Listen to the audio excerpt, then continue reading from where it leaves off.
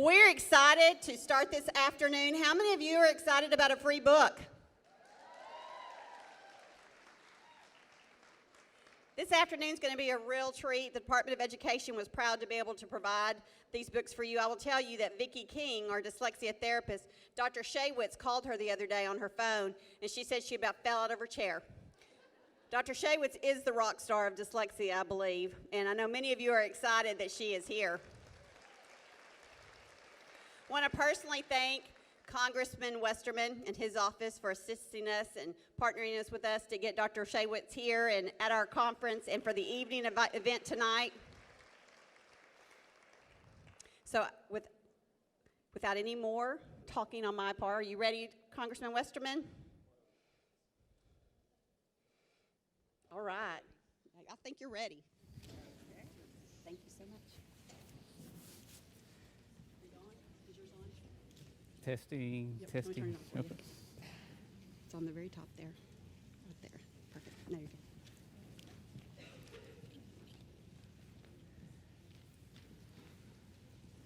Well, welcome again. It's great to see so many people here today to talk about such an important subject.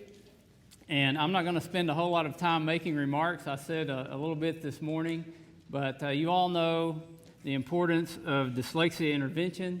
You know, the importance of having forums like this, and this is a great crowd that we have, and it's a great opportunity that we have to visit with really a rock star. If you want to know about the theory of relativity, you would schedule a meeting like this with Einstein. If you want to know about dyslexia, you get Sally Shaywitz to come and visit with you. So we're so thrilled to have her here. I want to again thank AETN for live streaming this. This conference was sold out, and there are many people across the state that are joining us online to hear about Dr. Shaywitz's book, Overcoming Dyslexia. So before we get started, let's give her a very warm Arkansas welcome and let her know just how proud we are to be here.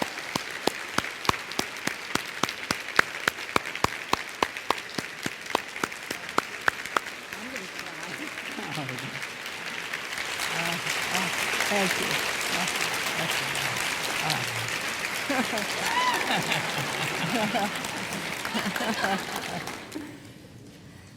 Wow, thank you. I'm overwhelmed. I've never been to Arkansas before, but I will come again. And thank you all for caring so much.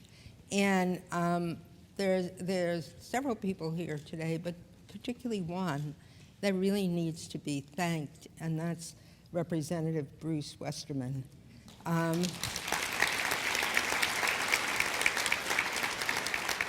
know, I meet a lot of people, but this congressman, as others I've met, not all, but others, really cares and took the trouble to put the second half of this conference together, get us all here. And really, in speaking to him and also Sharon Westerman, they really get it, they really care, and they really want to act. So I'm honored to be here, and I'm honored to be with you. Thank you. So thank you. So just a few housekeeping notes before we get started. We do have a 6 p.m. Panel forum with Dr. Shaywitz and others tonight that I hope you will all be back for it. It will be here in this room as well. And this is an opportunity for the general public to attend. Most everyone in here today are educators. And to look at the format of what we're doing today, I'm trying to copy this off of something I saw at the Library of Congress in D.C. where we have book reviews. We bring in the author, and the Librarian of Congress quizzes the author about the book. So I know I'm nowhere near the Librarian of Congress, but I'm going to give it my best shot today. We're going to go about 30 or 40 minutes just with a dialogue here about the book, and then we'll have an opportunity for you to ask Dr. Shaywitz questions. There are a couple of microphones here that if you could just line up behind those microphones when we get to that point if you have a question for Dr. Shaywitz. So before we get into the book, I brought my copy today. This is the Library of Congress version. I would get her to sign it, but I'm not sure the Library of Congress would appreciate be having her sign their book. They might actually make it more of a collector's issue. So I just got back from a trip to Taiwan a couple of weeks ago, and this made for great reading on the way over and on the way back. Let's get into the book. It's divided into 4 main sections. We've got the nature of reading and dyslexia, diagnosing dyslexia, helping your child become a better reader, and the 4th one is overcoming dyslexia, turning struggling readers into proficient readers. Dr. Shaywitz, you provide a mission statement for the book early in the first chapter, and this is so good that I just want to read it directly. You say, I want to lift the barrier of ignorance surrounding dyslexia and replace it with the wonderful comfort of knowledge. I want to empower each and every parent to know, first, what is best for your child, and second, what you can do to ensure that he or she becomes a reader. And you go on to write, with this book, I want to bridge the enormous chasm that exists between what we are learning in the laboratory and what is being applied in the classroom. The field of neuroscience is exploding. Recent advances in our understanding of the brain mechanisms underlying reading are nothing short of revolutionary. Alas, much of the time, this new information appears to be a well-kept secret. In an era when we can image the brain as an individual reads and literally see the brain at work, it is unacceptable to have children and adults struggling to read when they could benefit from what modern neuroscience has taught us about reading and dyslexia. So it's been 13 years since you had that book published, and I could sense the passion and possibly a little bit of frustration in your writing. And I'll tell you, I had lunch with Dr. Shaywitz today, and she'd rather talk about dyslexia than eat. I wish that were true. So at the time, you stated that much of this scientific knowledge and understanding is a well-kept secret. So first round of questions here. What motivated you to devote your career to overcoming dyslexia, and do you still feel the passion? Are we getting the message out? Where are we making progress? And how would you briefly describe the increase in the body of knowledge surrounding dyslexia since Overcoming Dyslexia was first published? Let's see. I'll try my best to remember the questions. I've got them right here if we need to go again. Well, those are very good questions. And I'm a developmental pediatrician by training. And I actually took a little bit of time off. And then I was offered a position at Yale to see children with learning disabilities. And to tell you the truth, none of the other pediatricians wanted to do it. That was like, oh, beneath. I said, okay, I'm a developmental pediatrician. And so I began to see parents with the sweetest, cutest kids. And all of them came in with similar stories. They had such great hopes for this child, bright as could be. And then in school, the child couldn't learn to read. And I saw the devastating effects. One parent after another, you can say, well, okay, this is an exception. But it was a continuous stream. And it broke your heart, my heart anyway. And so my husband and colleague, Dr. Bennett Shaywitz, who's here, who's the Charles and Helen Schwab professor in dyslexia at Yale, we started to look into it. And we found that there was some information, but really about children who had been identified in schools, not money. And so we started a study looking at all children, representative children in Connecticut. And we started finding out more and more stories, real life stories of how children weren't diagnosed, how they couldn't read, how children who couldn't wait to get to school now didn't want to go to school. One morning it was a bellyache, the next morning a headache, and you could feel palpably the sadness and the frustration. So we began to do research in it, but we did something that was very, very important. We actually visited schools and spent time in schools, all kinds of schools, but we spent a lot of time, because I've learned that when you go as a parent for your 45-minute conference, you ain't seen nothing. You need to go and be with the teachers and be with the children and see how hard it is, but also see how frustrating it is. So we've continued with this passion because we keep seeing the children, many of whom are now adults, and we've also seen suicides. We've seen addiction. We've seen children who were raring to go who've dropped out and end up in jail. And what frustrates me the most, the very most, is we always want to learn more, and we always would welcome more knowledge. But we have the knowledge, and we're not using it. That's inexcusable. Programs are being used in schools that don't have evidence. And when we met earlier, Congressman Westerman used a very good term. He said the kids are like guinea pigs. They're being exposed to all sorts of programs. That's no evidence, or scanty evidence. So anyway, I can go on, and I won't. So I'll just say that dyslexia affects 1 out of 5. That's a lot. It's lifelong, and we now understand it at an incredible level. I'll give you one example. See, I said I won't talk, and I do. You'll have to just excuse me. Yeah, as a physician, I make rounds on inpatients, and then you ask the residents and the medical students, well, what about this? What is the brain? And they don't know. And I say to myself, we know more about the science of dyslexia than we know about so many medical conditions. And yet, you don't see physicians saying, oh, well, we just don't talk about that, or I don't believe in it. Dyslexia is real. We see it in the brain, and when you hear the same story, few variations, from people all over the world who don't know each other, you say there's something to this. So my hope is this is an extraordinary coming together. People realize that dyslexia is real. It really impacts people, and we know about it. We can do a lot better. Okay, thank you. As we start looking into parts of the book, and I just want to go systematically through the book and point out a few things. Your book points out that dyslexia is not a modern fad or phenomenon.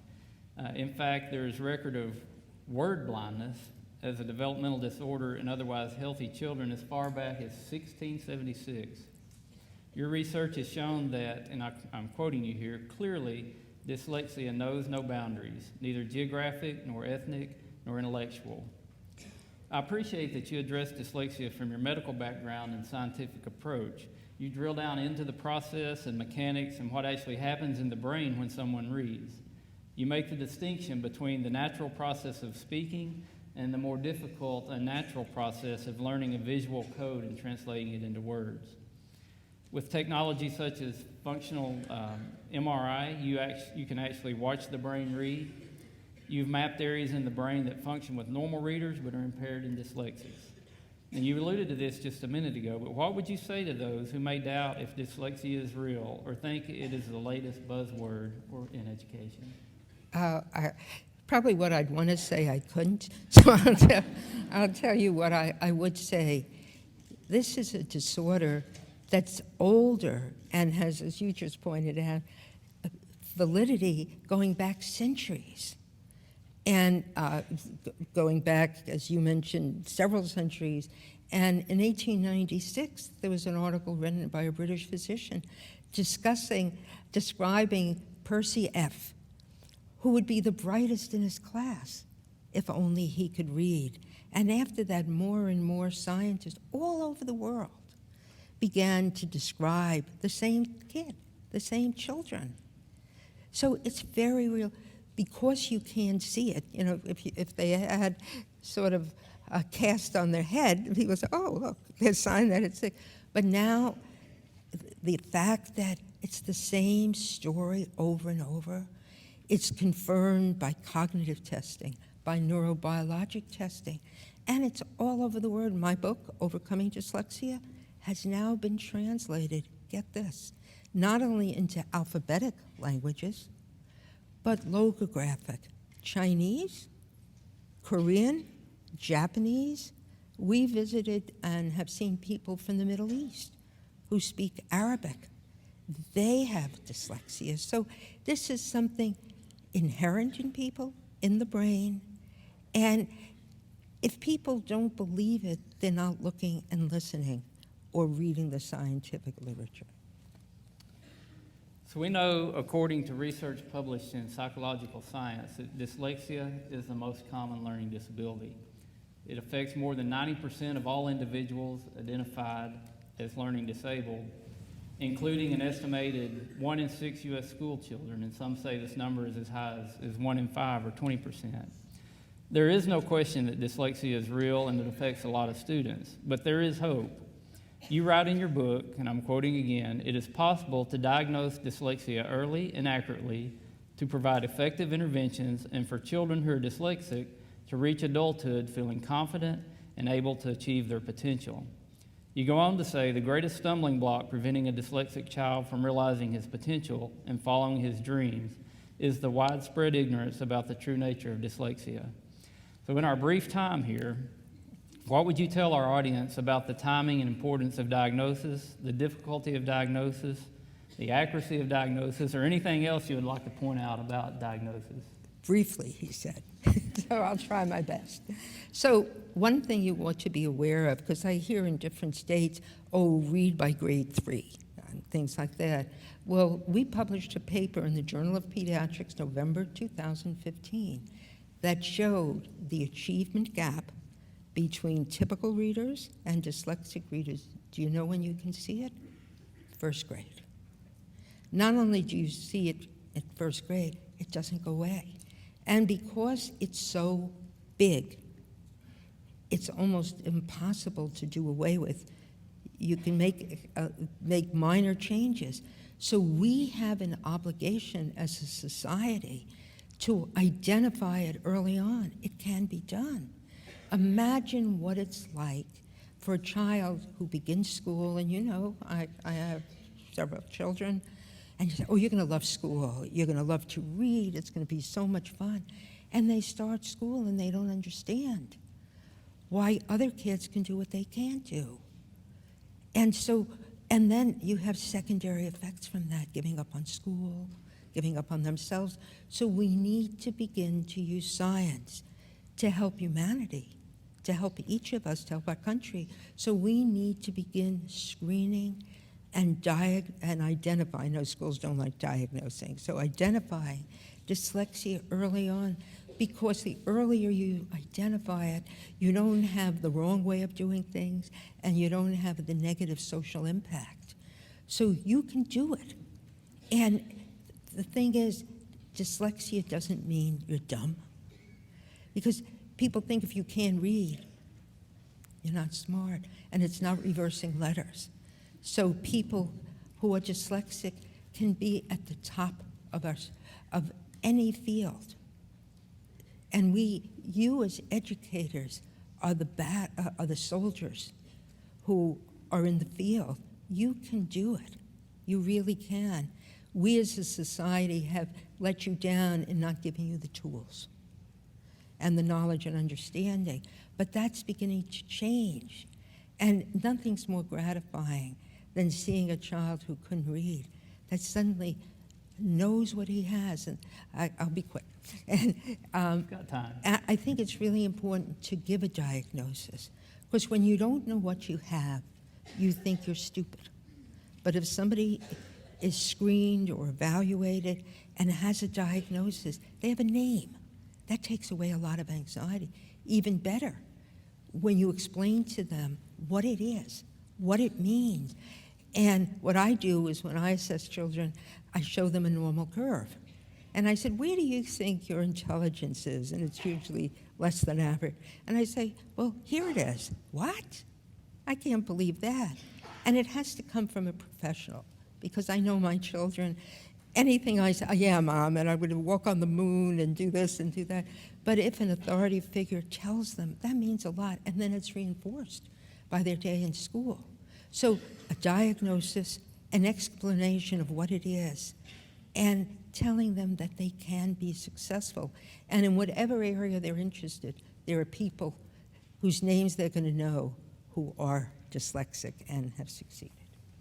Could you elaborate on that a little bit more? Just talk about some of the famous people and accomplished people that are dyslexic. It's unbelievable.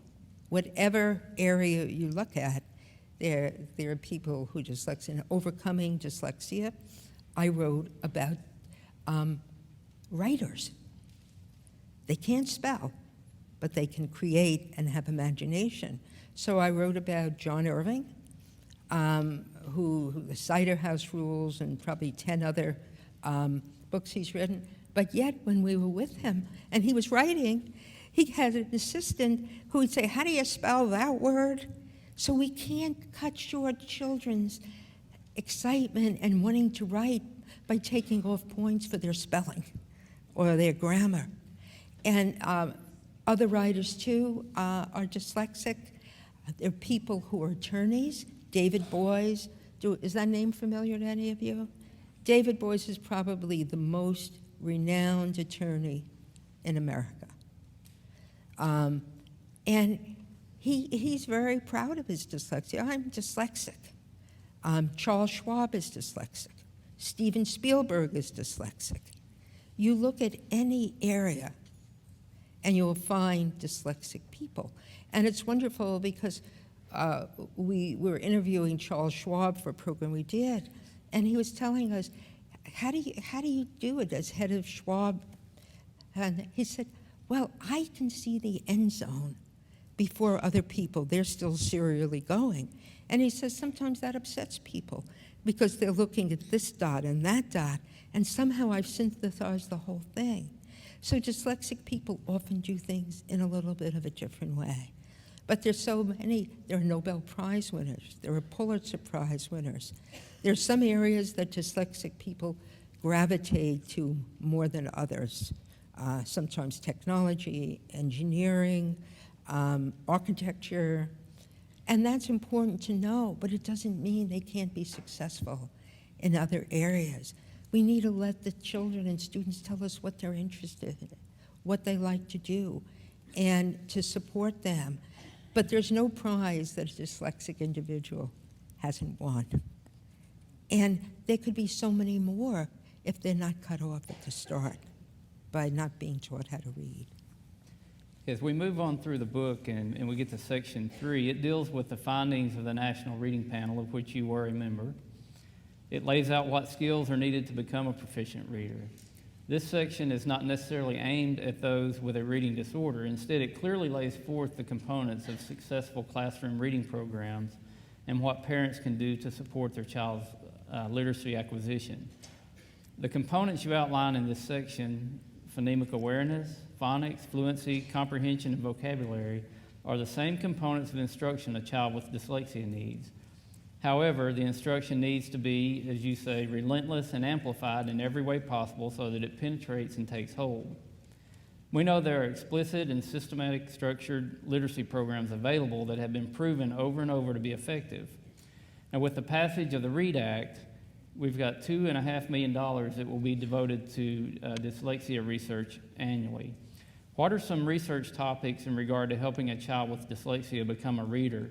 And do you believe what would be beneficial to be undertaking with these new research dollars? Well, first of all, I think the READ Act is really a major progressive step in support of dyslexia. I believe you served on the committee. And we have a representative of Congressman Smith here too, Jennifer Brown. And that's a landmark because it talks about dyslexia. Can you imagine that? I think it's one of the very first that is so explicit and direct about dyslexia. I will answer your question. I think the congressman was kind enough to send me an idea of what some of the questions were, so I was thinking about it. And I think what we need to do is figure out how to use the knowledge we have. Do studies on implementation. How do you implement this program? How do you make it serve this group of students best or that group of students best? And the other thing is to test reading programs. When there was No Child Left Behind, that was that came before the ESSA that we just passed not too long ago, we talked about research-based. Research-based has a nice tone. I'm a scientist, research, but it doesn't do the job. What we need to have is evidence-based. And now a lot of vendors are slapping on the words evidence-based when the programs aren't. Evidence-based means if I was a pharmaceutical company and wanted a medication that can be distributed and sold to people, I'd have to go to the FDA and I'd have to prove some very important things. And one of the most important is there was a study, randomized, so they just didn't cherry pick people. It was random, and they had a control group, and they had, say, treatment A and treatment B, and a protocol that was actually followed, and then you looked at what worked. And that's the gold standard, evidence-based. So if an intervention program say, we're evidence-based, it has that evidence. But I think this READ Act can use that funding to encourage more and more studies like this. I think that would be really very, very helpful to be able to do, so you could have a choice of programs and also know who are they best for, at what age, at what stage, and how do you best implement it. And now the fourth part of the book, the last part of the book, and the one I want to focus the most attention on because it's talking about overcoming dyslexia, turning struggling readers into proficient readers. And as we went through debate on the READ Act in Congress, it seemed to me like we had, it was like we had a drug that had been proven, but we weren't getting it out to the people that needed it. And your book talks about how to get the right interventions and help these struggling readers. You start this section with a story about Sam, a student with dyslexia. Sam's story has a positive ending. We're interested in what made Sam's story have a positive outcome and would like insight as to what we can do to ensure every dyslexic child has a story with a similar good ending. What would you recommend about early intervention, intensity of instruction, who should deliver the instruction, and the duration of instruction? A simple question, And you've but got an all important of, one. 5 to 10 minutes to talk Oh, about. that's a long time. Okay, so what was the first part of that? What would you recommend about early intervention and Okay, intensity of instruction? Okay, you have to have early intervention. I've heard far too many times, well, he's a boy, let's wait. Oh, she has a December birthday, let's wait. Or it clicks in at different times. Once he's out of my class, I think it'll be the time to do it. And no, we have to begin early and have to have children learn how to read. They can learn how to read. So we need to screen children, even preschool, but certainly by kindergarten, and monitor their progress. And intensity, that intensity means size of the group. How many teacher-child learning interactions do you have? And Dr. Shaywitz and I have actually sat and observed kids being taught. You know, if you have even 9 or 10 kids in a group, how often are you going to be called on? So you see a child sitting in a group, you know, semi-enthusiastic. By the time the period's over, he's out the window or doing something disruptive, because you need to have, as the National Reading Panel pointed out, no more than 4 or 5 children in a group. That gives you intensity of instruction, and even 3 or 4 in a group. I know it's expensive, but a ruined life is more expensive. We have to think of it that way. How much is a child's life worth? And if you multiply it by our population of our country, what is the cost to not doing this? So you need small groups. You need to do it frequently. Once a week for 45 minutes is not going to do it. And you can't suddenly, oh, I see a little bit of improvement. Okay, he's cured, next. You have to do it for a long time. And you have to ensure that you have, well, we talked about direct instruction, phonemic awareness, phonics, but you also have to make sure the child has exposure to reading aloud, reading to his teacher or parent. That becomes important too, because so many words can be pronounced in different ways depending on the context. So I think it's very important to start early. And there are good programs, books that you could check on what reading level they are. So children get to see themselves as a reader, and they actually can make progress. Don't wait. No parent that started early has ever regretted it. I cannot tell you the number of parents, because it's so large, and teachers who have waited and said, oh, shucks, I should have done it earlier. So who should deliver the instruction? And you already talked a little bit about the duration of the instruction. Well, who should deliver it is someone who knows what they're doing.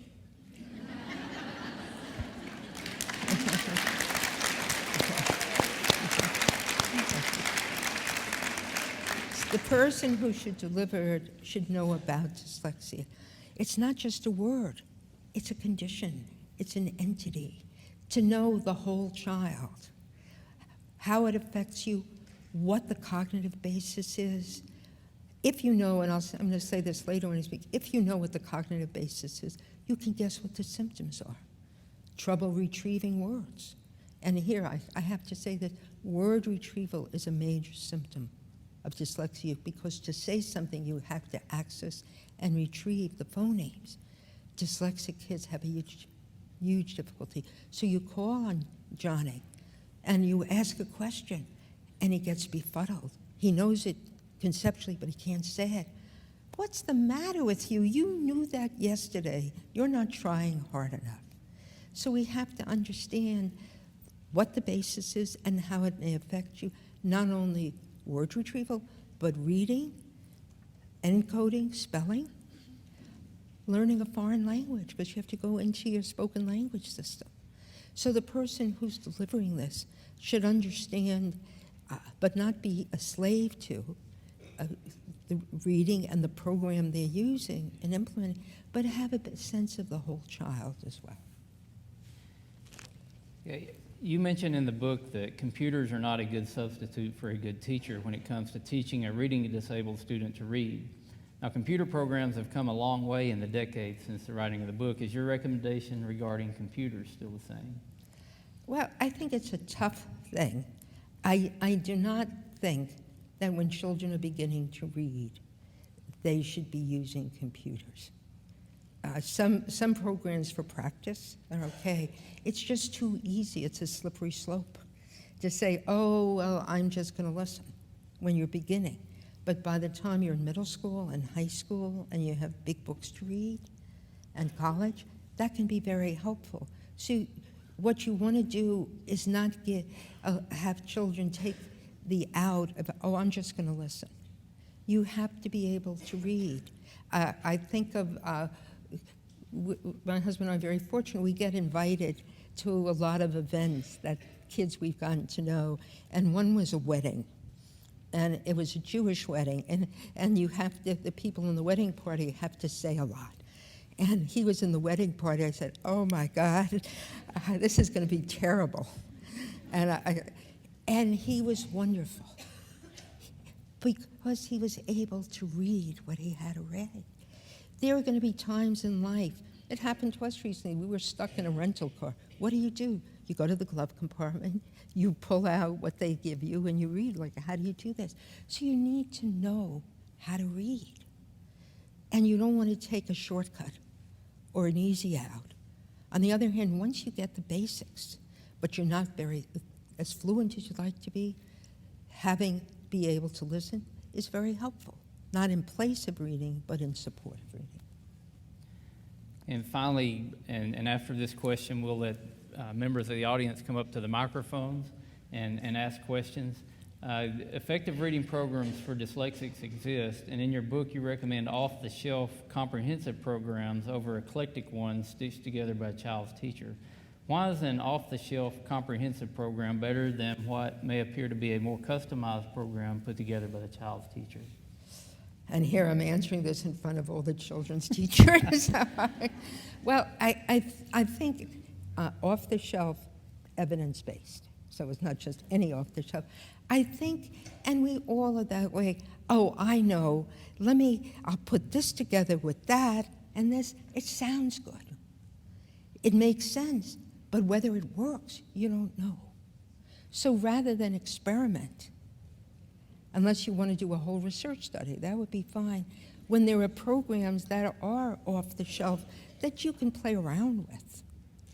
But to sort of make up your own program, you don't know if it works. You don't want to find out at the end of the school year when the child has more testing, oh my God, I thought he was making so much progress, but he wasn't. So I think there may be teachers who can put it together just right. I think that's taking a risk, and the risk is with the child. So I think we need to have more evidence-based programs, and I think using the READ Act to do that will be very helpful. But I think as things stand now, if you can find an evidence-based program, you can vary that a bit, is better than sort of starting from scratch. And as a parent, I don't necessarily want my child to be the one that the risk is taken on to see if it might work. So. Well, that's exactly right. Several years ago, it's a long story and I won't bore you with details, I was working with the New York City schools, and there was big, just like there's not so many people, and they said, well, we'll have one class that will use direct instruction, et cetera, et cetera. And I said, well, who's going to volunteer to be in the other classes?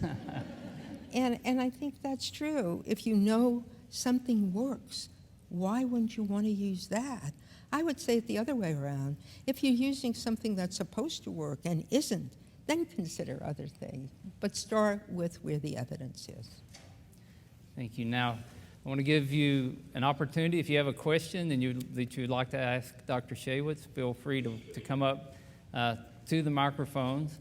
We obviously can't cover everything in the book in this short amount of time, but fortunately, the Department of Education has provided all of you with a book, and after this conference, you'll be able to bring it up and have Dr. Shaywitz sign it. I think that'll actually be back out in the bag. So we have a question over here. Please state your name and your question. Thank you so much for coming to Arkansas. My question is, in your book you talk about how ADHD and dyslexia have very different profiles. But oftentimes that inattention that we see for our struggling readers, we assume that it might be ADHD because of that visual observation. What is a profile that could help distinguish between the child that's ADHD from the child who is showing definite characteristics? Well, that's a really excellent question, and we're working on exactly that issue. Well, I will volunteer for a functional MRI because I'm very ADHD and struggle to learn to read, but I don't think I'm dyslexic. But if you say I am, I'll believe it. Well, it is a very good question, and we're actually doing brain imaging studies to see if there are differences in the neural circuits that are used by dyslexic individuals, by ADHD, by those who are diagnosed as having both, or neither. I think what happens is if you have dyslexia and you're not a fluent reader, you can get very inattentive. Let me explain that. If you're reading with fluency and you're not a dyslexic reader, it's a breeze. You're reading automatically, and each of us has a bucket of attention. You dip in a drop, but you don't use it. If you're dyslexic, I call it you're a manual reader, and you have to keep sopping up that bucket of attention, and you run out of attention. So you are deficient in attention, but it's not ADHD. So several of things. We're talking about ADHD, the inattentive type, because if somebody has the hyperactivity, the impulsivity, then we can say combined type. I think if someone has phonologic difficulties, difficulties with reading connective text, and difficulties with phonology, and problems spelling, problems with handwriting. And they have all the symptoms. I think it would be hard-pressed, for example, if they have word retrieval difficulties, to say, oh, that's due to the inattention. So I think it is a difficult distinction. I think it's an important distinction. But I think very often there's a huge overlap, and we and others are doing studies to try to pull these apart and saying, can you? Can you? So thank you for that very good question, and if we start another study, you'll be first. Subject. Thank you. Sure. You spoke earlier about the importance of receiving a diagnosis, and as a special education teacher, in teaching in a classroom with students with learning disabilities, years ago, so many of my students, I'm afraid, were misdiagnosed as having a specific learning disability in reading, but not specifically dyslexia. And if you would just speak a little bit more about diagnosis, and especially now with the DSM-5 that's out, and there's not a category now for dyslexia, but it's still under specific learning disability. Do you see a difference in specific learning disability in reading and dyslexia and receiving a proper diagnosis? Yeah, I see a huge difference. I think DSM-5 was extremely disappointing. There was an original version, and my husband and I were on that committee, and then somehow it magically changed because I think there was pushback. Dyslexia has been around, the light's in my eyes, so I apologize for doing this. Dyslexia has been around for centuries with very specific descriptions of the people, and in the last several decades, cognitive studies, brain studies, epidemiologic studies of interventions, etc. So we know about dyslexia as a very specific entity. Learning disabilities, that term came about, I think, around 1962, and I think it was Kirk and Bateman made it up. And what they used as their first example was dyslexia, so it's kind of odd that they should make up some entity. And as time has gone by, we have learned a great deal about dyslexia at a very micro level. And so that's very specific. Learning disabilities is a vague general term. And what we know now is that dyslexia represents 80, as Representative Westerman said, to perhaps 90% of all learning disabilities. And it's vague, it's general. So the example that I use is if you're talking about learning disabilities, is you would say, oh, as a physician, I'm sorry, I have medical analogies. You would say, oh, that child has an infectious disease. It's a category. If you were talking about it akin to dyslexia, you'd say, oh, that's a strep throat. We know what the cause is, beta streptococci, and we know an evidence-based treatment. So it's very, very specific. Learning disability is a category. People who have some of these learning disabilities, they need help. But we haven't reached the scientific point where we know how to diagnose them reliably, how to identify, and what are the best treatments. So I think the time has come, scientifically and socially and educationally, for dyslexia to have its own home, to have its own place, to use the word. It's okay. You're allowed to use it, because I've heard sometimes educators are told they can't use the word. And to make sure the child knows what he has, and the teacher. Because you have the responsibility of making a difference. So I think we have to move away when we have the knowledge. That's empowering. Say, this is a very specific, just as what you were saying, a very specific entity. It's diagnosed this way. It's treated evidence-based this way, and use that knowledge. We start out in so many areas with a big category, but as we learn more and more about a specific entity, we separate it and we use that knowledge. So we have to put our knowledge of dyslexia to work. Does that answer your question? Yes, ma'am. Thank you very much. We have another question from the audience. Good afternoon. Thank you again for sharing your knowledge to Arkansas. I'm a special educator, and I'm not sure if you've touched this in your book about dyslexia versus a student who is learning English as a second language.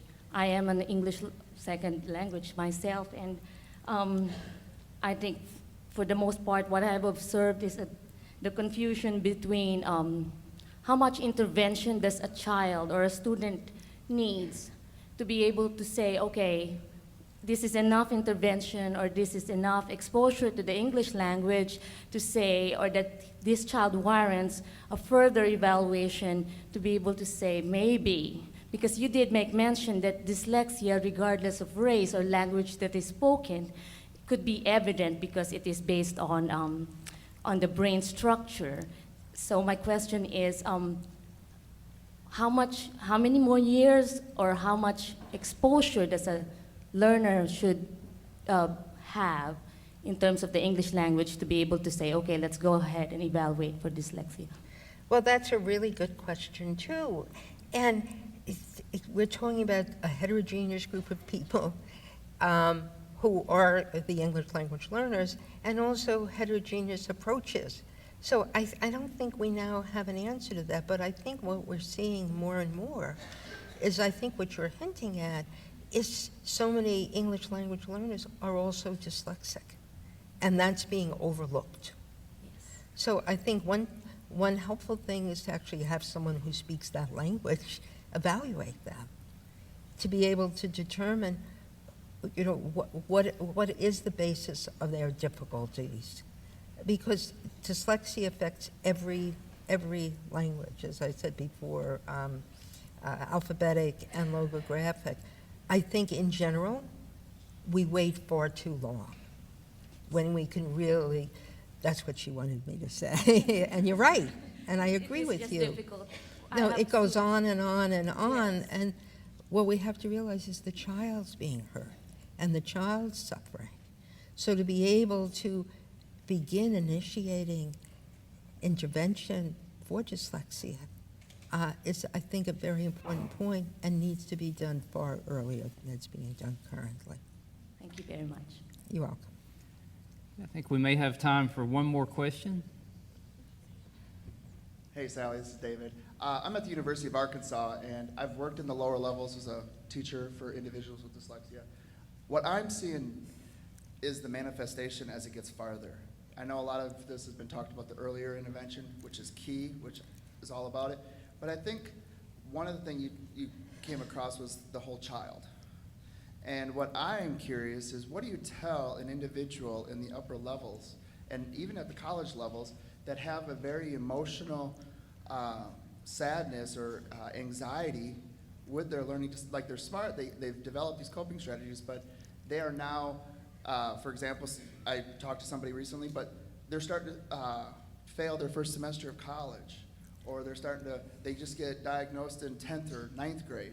I just met with a 9th grader the other day, and it's gotten this far. And the part that I'm seeing is you have to break down that anxiety and avoidance before you can hit that part of reading. And you have to then you bring in the reading component, which is very elementary-ish for them. Well, I think you're a wonderful example of a teacher who cares and who listens and wants to help his students, because we see this far too often. I mean, that's one of the problems of waiting. And I don't think I have seen a dyslexic young person who isn't anxious. And often it's not only the anxiety, but depression, suicidality, and addiction. It's what people do who've given up on themselves and who don't see a future. So the first step is hopefully avoiding this and doing it earlier and using the word. And I really think that mental health professionals need to work with educators, because it is the whole child. And I am a big proponent of giving a diagnosis. But I'm not foolish enough to think if you're 25 years old and you've been struggling and you just found out, oh my God. So you really need to work with mental health professionals, psychiatrists, to talk about it and to try to deal with the anxiety, because that can be paralyzing. People, you say anxiety, you think, oh, I'm nervous, but this is far more than that. This is far more than that. So I think that schools, educational systems, colleges have to connect and form partnerships with people who really understand anxiety and depression and what the person's been through. And I think sometimes it's hard to know which way it works. I'd like to be able to say, well, when you improve their reading, it all goes away. But there are these imprints in the brain that stay. So we have to be able, sometimes you can't even get through until the person feels better about themselves. So I think working jointly between mental health professionals and interventionists is the way to go. We have, at Yale University, I've worked with the admissions office for 2 decades, and they really get dyslexia. So we have several hundred students, not special students, regular students who are dyslexic. And the stories they tell is incredible, because when they're applying for accommodations, I ask them to tell me about themselves. And your hair could fall out when you read some of these. And then there are students who have never been diagnosed. And suddenly it's just different people have different levels, and how hard it is and how anxious. So I think the pairing of mental health professionals with educators would be a very helpful thing. What do you think? I agree totally in the sense of getting involved with the school counselors and trying to, in individual support groups. So, because I think a lot of these individuals find themselves on that island by themselves. And I think you hit it where even though you've been diagnosed and you've went through the treatment, there's always that doubt in them, and it comes out. I had a student tell me once that it's been a bad day. Dyslexia has owned me today. Because it was coming out in their writing a lot more intense. And it depressed them. It put them down really low, and it's kind of a reminder constantly.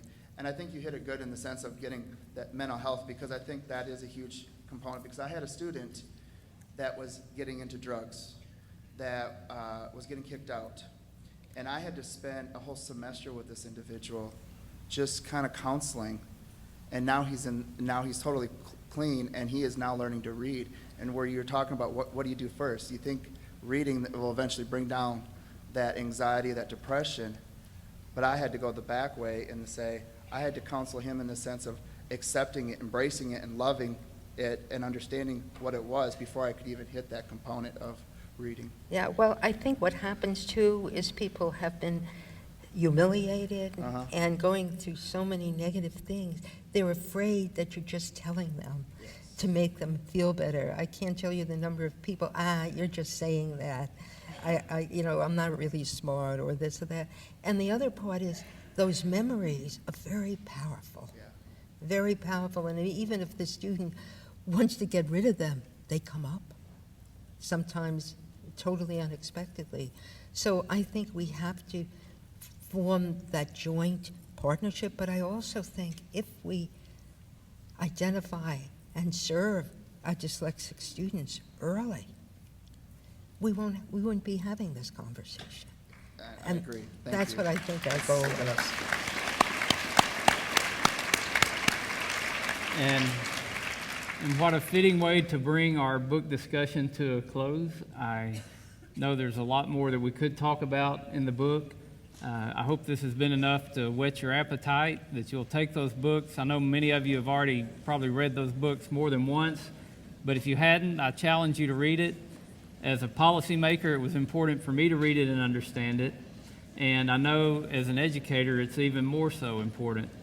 Again, we'll have a time where Dr. Shaywitz has agreed to sign books, and you're more than welcome, and we hope to see you back tonight at 6 p.m. when we have another forum that Dr. Shaywitz and several others will be here.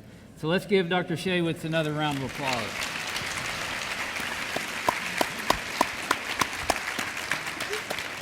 You sink into these chairs. Thank you. Thank you. Thank you. Now, I want to make sure you guys heard this too. When she started, she said, I've never been to Arkansas, but she said what? She'll be back. We're going to hold you to that. May I say one thing? Thank you. I hope if you were moved by anything you heard, you'll dedicate yourself to say, I'm going to learn about dyslexia. I'm going to say to myself, could this child be dyslexic? And to do something. The motto is act. You have to act because life is going on and it's hurting people, and you're the people. You know, in medicine, I can make a difference. In education, each one of you can. And I'm urging you, and because you're here, I know you care, to really say, what can I do for this student? How can I do it? And to support Congressman Westerman, because he's a real friend to dyslexia.